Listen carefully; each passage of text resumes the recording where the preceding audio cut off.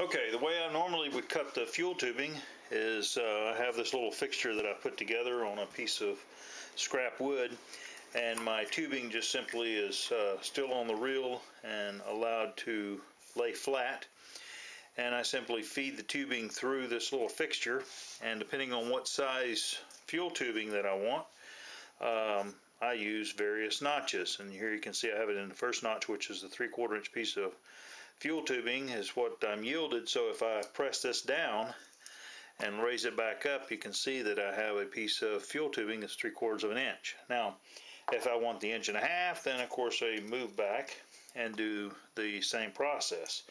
So now if I push this through, you can see that I've in fact doubled the length of the fuel tubing. So really simple, but I'm going to give you an inside look because I'm actually going to design an automatic fuel tubing cutter. And so first thing I want you to do is see how I've been doing it up till this point.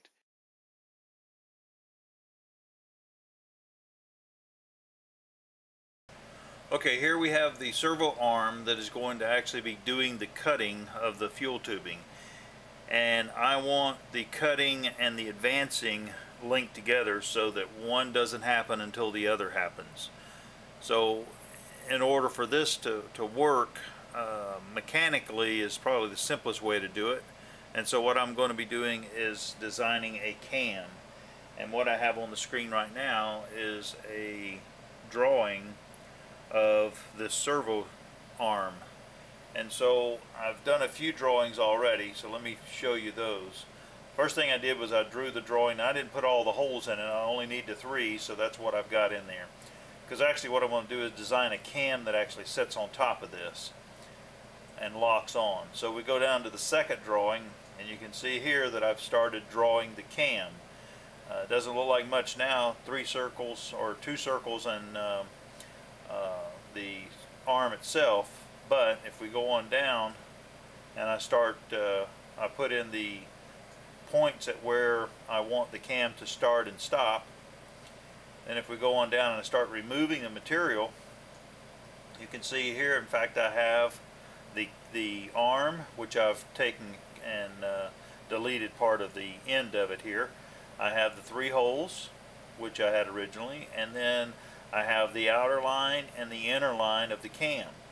And this is the actual cam.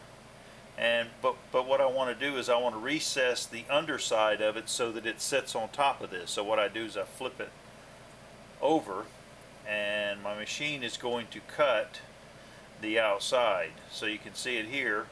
Now it's flipped so that I'm actually looking at the underside of it.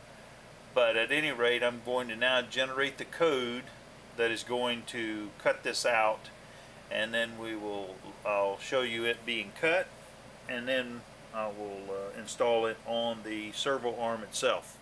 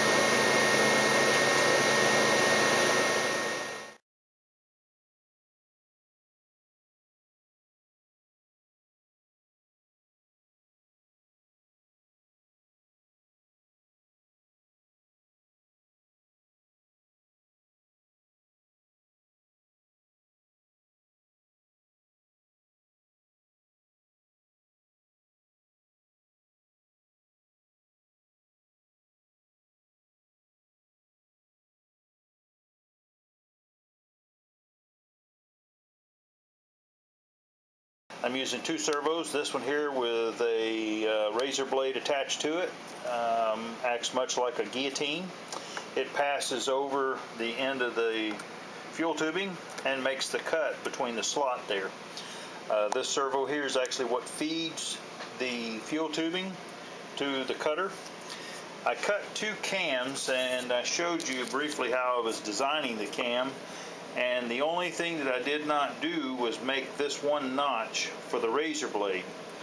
And after making that notch, I'm going to turn this up so you can see actually how that cam works. See, the razor blade is right square with the front, and so I had to make a notch in it, and you can see there. Really simple to do with a Dremel tool. If I were making a bunch of these, I would add that to the code, but it's really not worth it. It was a quick fix, if you will. But at any rate, this cam here was a little bit larger than this one here, and what I'm talking about is the point from here to here. Whenever the cam rotates and hits a micro switch, the micro switch stays on from this point to this one, and that dictates the length of the fuel tubing that comes out here. If I want longer tubing, then I simply cut another cam and I make it larger from this point on around. I don't want to go back in this direction, because this is where the cam actually turns the switch on, and at that point the cutter has just passed through the fuel tubing. So at any rate, I'm just going to let it run now, but that should give you a real good idea how it works. And yes, it is really simple, but it works really well. So now I'm just going to throw the switch, and it's going to start cutting. See the servo feeding the fuel tubing. The tubing just simply rolling off of the wheel, and it being cut.